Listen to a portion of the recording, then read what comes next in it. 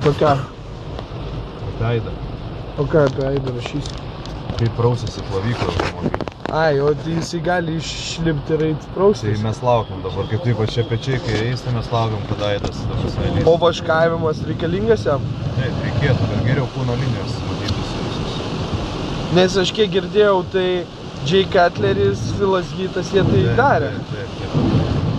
Mes ne šiaip su dabar esame automobilių plovyklą ir esame tikrai užsakę ne pačią pigiausią programą plovimo, nes mes rūpinamės Aido pasiruošimo varžybom. Tai... Nu, aš irgi pritarčiau tau, kad taupyti čia nėra kur. Taip. Dabar tas laikotarpis, kai taupyti jau net negalima. Iš tiesų jau reikia stengtis dėl sportininkų ir kuo geresnės sąlygas jiems. Kuo geresnė programa plovimo. Taip, plovimo programa turi irgi atitinkamai. Bet kepenys irgi išvalo tą plovimo programą. Dėl kepenų mes esam sugalvoję visai kitą metodiką.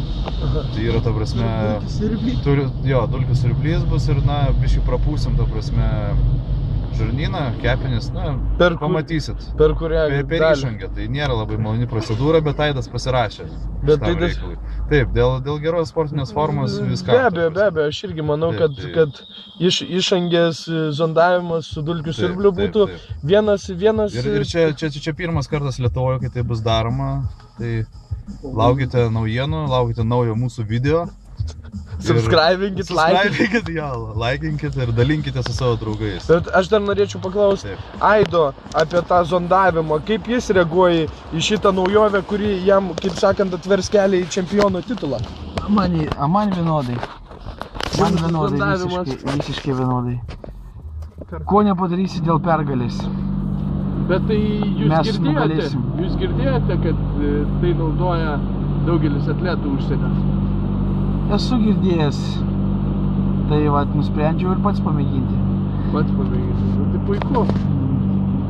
Visai nieko. Ar esate kada nors savo kišęsis, ką nors į išangę? Niekada dar nemėginau. Gaila, bet niekada. Ir neteko net galvoti apie tai. Nes teko girdėti, kad jūs nesituštinot jau savaitę, tai čia bus padėsiu. Jo, čia kaip ir klizma tokia gausis kartu. Ne veltui Schwarzeneggerio laikais Joe Weideris yra pasakęs, kad dulkių siurblys ne tik siurbti kambarius. O tada jau buvo dulkių siurbliai? Išanginiai buvo. Išanginiai be abejonės. Ne, Schwarzo laikais tai dar elektros nebuvo.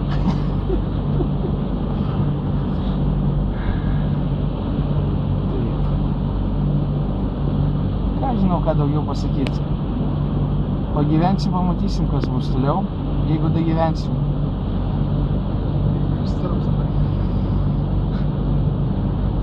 Dar filmuoji.